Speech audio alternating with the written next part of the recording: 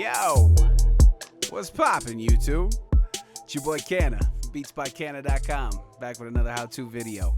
I'm chilling. It's 4th of July. Family's on their way home. I got a little quiet time. I'm just posted up in the studio. Figured we could talk compressors. I hope y'all enjoying the day, chilling, ready to learn some new shit and get creative. That's what it's all about, right?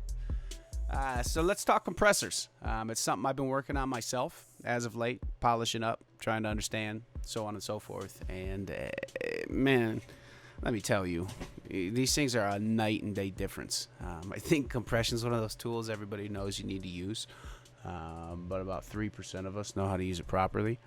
I don't put myself in that 3% yet, but again, I'm getting a good scope. So I wanted to share with you guys. Thank you. Real quick, as we load Reaper and my infinite amount of plugins, which has gotten obsessive. Oh my gosh. You guys are the shit, man. Keep me motivated. You keep coming back. Your support, your comments, your criticism, it means the world to me, man. I can't thank you all enough. Keep it coming. If you found, usefulness in these videos, if you got some producer homies, share that stuff with them, man. Don't be shy. I appreciate you. I see you. Much love. All right. So here's a new track, new project file, beat called Changes I've been working on. It's pretty much mixed. Nothing up here on the master channel. We'll give you guys a quick little preview. Show you what we got going on.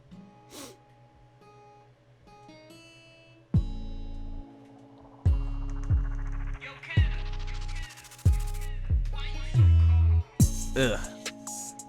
Shouts to Superstar O. Appreciate you for the tag, my dude. Much love. Alright, so our kick drum's about to come in here. Put our loop on.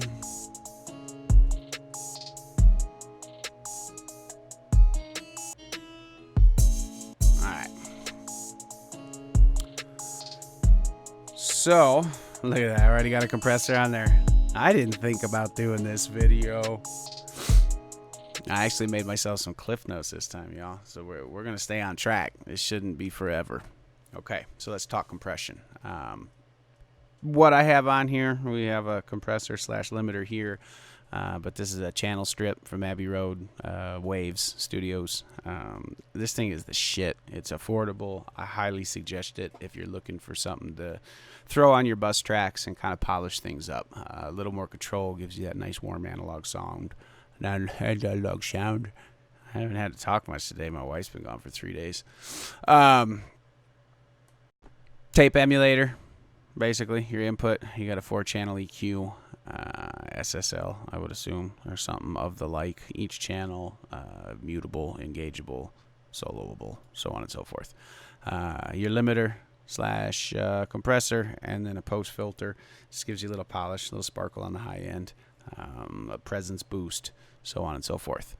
So, compression. Sweet and simple. We'll break it down. Let's go through our components real quick. Okay, so we've got threshold. This is, let me just load up a preset drum bus. All right, so our threshold, this is your point of reference that is going to make the compressor engage on the signal and then perform whatever parameters we set in the envelope. Okay, now if your compressor is too far up, I'll show you. It doesn't do a damn thing. All right, you can see our attenuation meter over here. We solo our drums. It's not even engaging anything. Ah, but I don't have the plugin turned on. Jackass. All right, nothing happening. You'll notice as we bring our threshold down, start to kiss the top of the signal. We squash it. We lose our drums altogether. Okay. Threshold, very relevant component. I find less is more in the long run. I think in all audio processing, less is more. It's kind of the cumulative efforts, if you will. But again, everything in music is to taste. There is no right or wrong way to do it. If you like the way something sounds with a smash signal, smash the shit out of it and run with it. Don't be afraid to experiment. That's half the fun in all of this. So threshold, again, point of reference that engages the compressor, where it's going to engage the compressor. All right, we have our drum signal coming through without compression right around negative 12 dB. All right, so we're just going to set it negative 12 dB. We're just grabbing the top of the signal there. All right. Now your ratio, which is right here, okay? This is the amount of compression applied to the signal, all right? The number of the ratio, think of it as, say we do a 2-to-1, okay? So for every 2 decibels of signal passed over our threshold, we're going to get 1 decibel of compressed signal in return, okay? 2-to-1 would be considered soft compression, all right? The higher you increase, 6-to-1, 8-to-1, those are medium. Anything higher than a 10-to-1, you start getting into some pretty hard compression. And I'll show you, we'll increase this for effect a little more. But listen as we climb on our ratio, the tonal difference and how it affects the kick.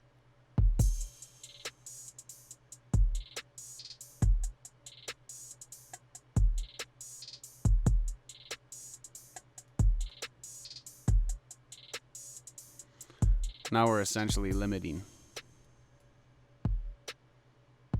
Okay, bring our threshold down, it'll totally squash the signal. There's nothing there. But even with an infinite threshold, if we dial back our ratio, we start getting our punch back.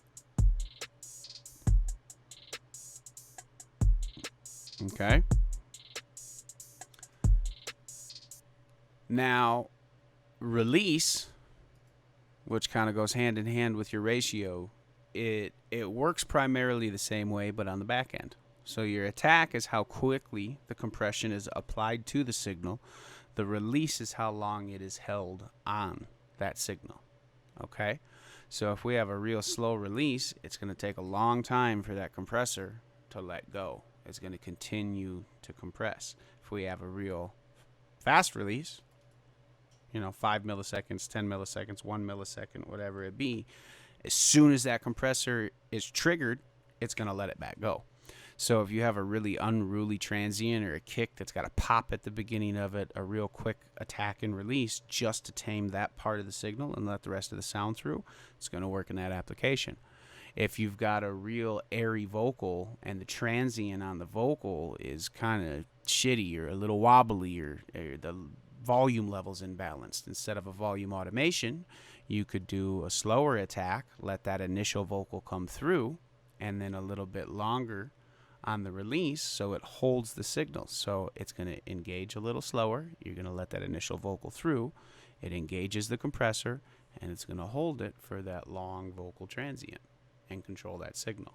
Okay, so these are, adjust them by ear, but understanding what the parameter is controlling is a lot easier than just guesswork of futzing things around. You have a little more direction of where you're going for. You know what you want your end result sound to be, so you can make adjustments accordingly. There is an auto release. It's not bad. Sometimes it works. Same thing with the auto makeup gain. Makeup gain is basically how much we're going to boost the signal after we compress it, and you can control that here. I try not to get into it too much. I explain a lot of that in some gain staging videos, so on and so forth. You can find some of that other stuff on the channel. I want to try and stay focused here. So attack we've explained. Release is basically how fast the compressor engages, how long the compression is held on the signal, and then that's basically a compressor in a nutshell. There's a couple other details. You've got a high pass, low pass filter down here in the stock Reaper compressor, and then what they have, the knee size. Now, not all compressors come with the knee size option. Your knee basically determines how fast the gain reduction is applied to the signal. It's kind of like your attack. They're similar in action, but a hard knee is default on most compressors. That's going to be good for, hard, punchy, percussive sounds like drums, any percussive elements. Can't really think of anything outside of that. That's really where you want that hard knee. Your soft knee compression is going to be, slowly introducing that gain reduction as the signal level increases towards the threshold. So the soft knee is going to be preferred by most, producers and mix engineers. It gives a lot more transparent sound, commonly used on vocals. You're going to see a 6-to-1 or a 10-to-1, 6-to-1, 8-to-1, 10-to-1, 15-to-1, 20-to-1 ratio on a vocal, not on a kick drum. Again, knee size is just a more fine-tuned adjustment of how quickly that compressor is applied to the signal. Auto knees, weird knees, they're just different shapes. I'm going to give you a little different tone. Again, a lot of this is determined by ear. So, back to the compressor.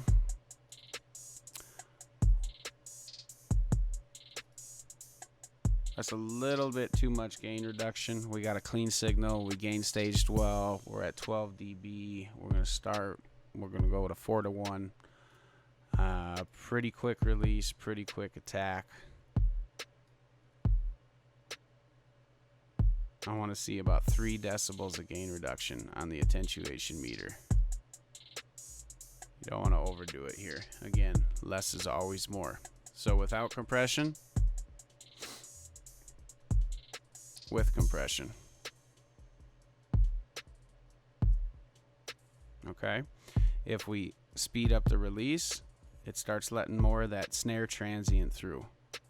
You hear how it gets crisper?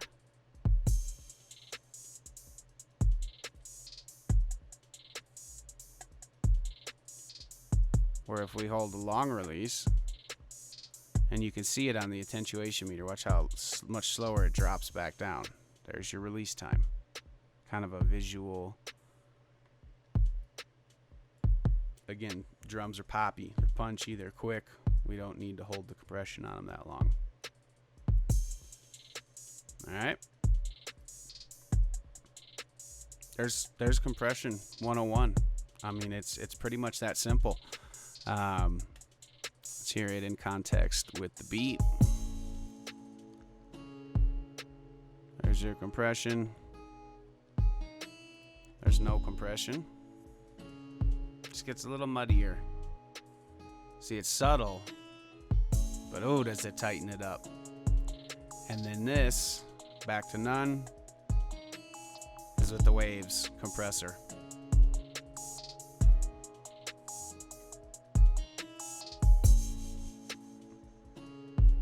Big difference. It's just a richer sound. The Reaper compressor is great. I use it daily. But again, on a bus channel, that richness right there, that's hard to beat, man. And you could stack your own plugins. Little 4-channel EQ, tape emulator, your compressor, another EQ, call it a day. Totally an option. That's it in a nutshell, y'all. I hope you're able to pick something up. I tried not to ramble too much for you. Again, if you're a return listener, thank you. I appreciate you. If you're new to the channel, be sure to hit like, subscribe, hit that little bell notification. There's more coming. You want to keep in touch? Holler at me. cannad.studios at gmail.com. All of my information's down below. Any way I can help, let's link, let's network. Most importantly, let's make some music. Much love, y'all. I'm out.